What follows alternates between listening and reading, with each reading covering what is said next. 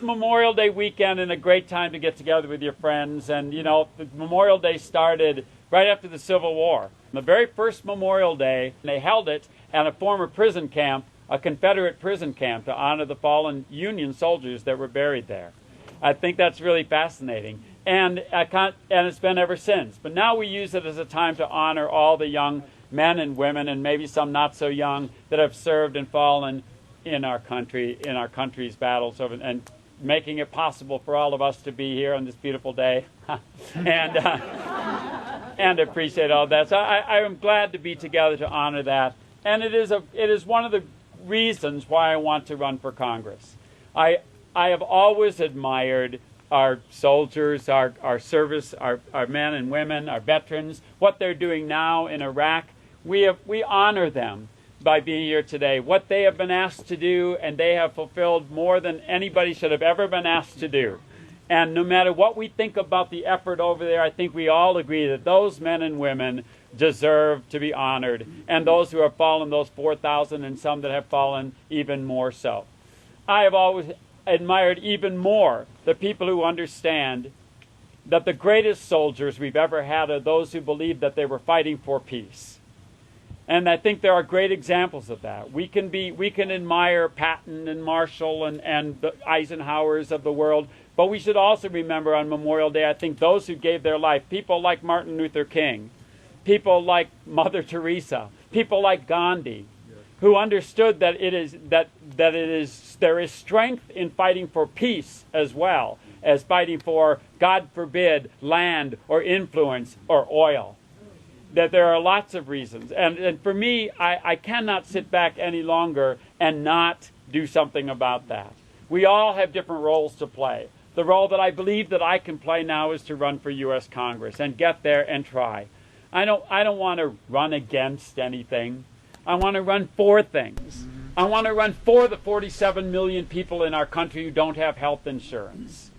I want to run for our schools. California, we're 47th in the nation for what we invest each per student. That's embarrassing to me. It's embarrassing to our district. It's embarrassing to our state. It's more than embarrassing for our children. It's tragic for our children. You know, if we're going to achieve world peace, if we're going to achieve a sustaining economy, we're going to protect our environment, we have to start with the children. And then it's too late for some of us old fogies. We're so used to when troubles come up, we go to war. But if we start with our children, perhaps we can teach them that one by one, there are other ways to achieve the things we want to in this world. And it can be done with strength, but strength that is truly motivated by a quest for peace. My father passed away a few years ago, but the quote that is on his tombstone is that there can be no greater yearning in the hearts of man than a sincere yearning for peace. I believe that this is where I come from in my life. That kind of feeling from my father. Well, thank you. We stand in the wake, I think, of people like that. All of us do. You, your parents, your grandparents, your great-grandparents, most of them immigrants, people who have come from other countries. I'm running for the immigrant population of this country who we need and we need to honor, who we have to treat with dignity. We don't just build a bigger fence just because all they'll do is build a bigger ladder. We can do so much better than that by our people. One of the things that always has frustrated me so much about our current administration and our current leadership, frankly, is that they think so little of us.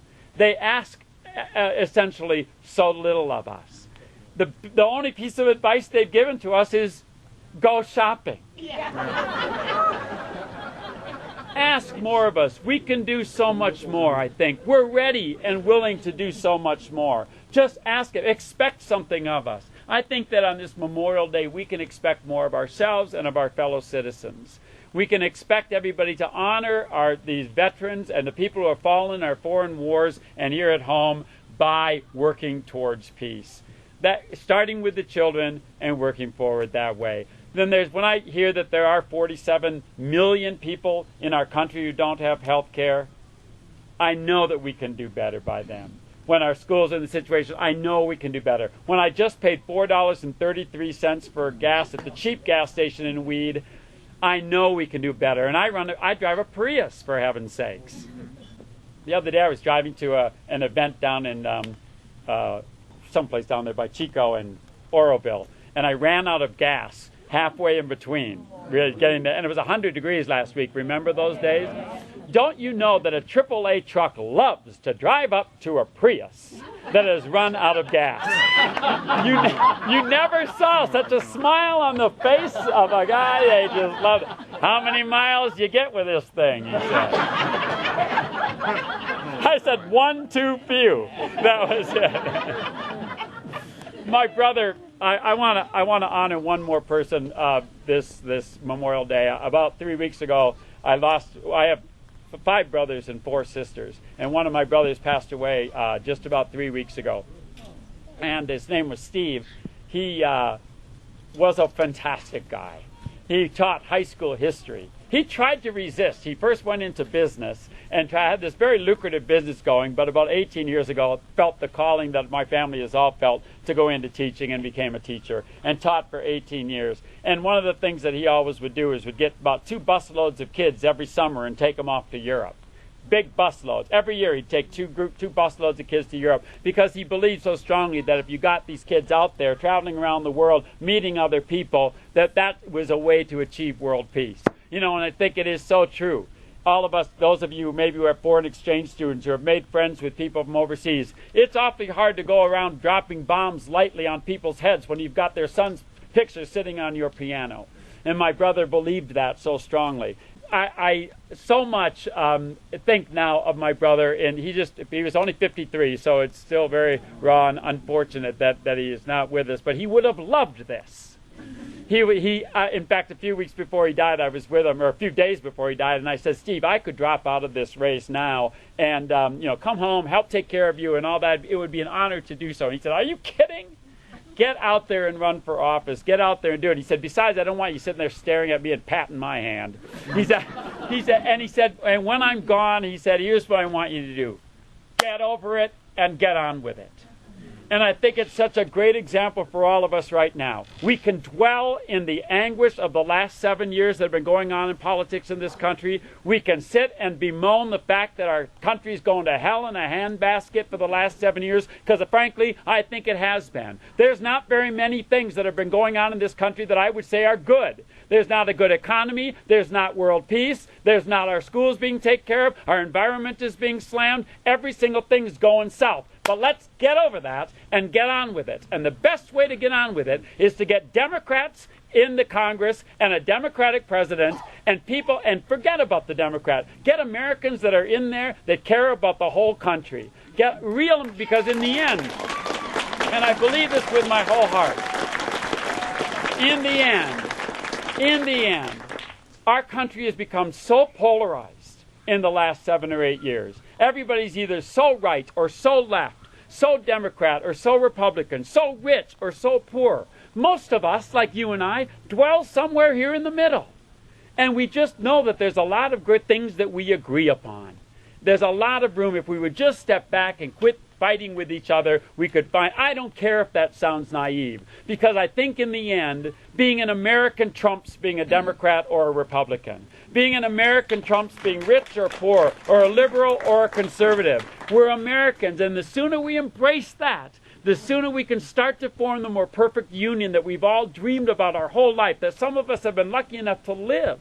This is why I'm running for Congress. This is what I believe we can do, and I get to travel around the country a lot. And I see the whole country is grabbing onto this idea of change. And maybe it's a word that's being put out there too lightly and too often right now. But the rest of the world is feeling this excitement and thrill of change and new hope and new ideas for this country. And wouldn't it be tragic if the whole country embraced that and District 2 stayed with the same old that we've been stuck with for 22 years? I think it would be tragic. We can do so much better than that. Yes, we can. Exactly. Okay. I'm sorry. I want to wrap it up because it's raining, for crying out loud. Together.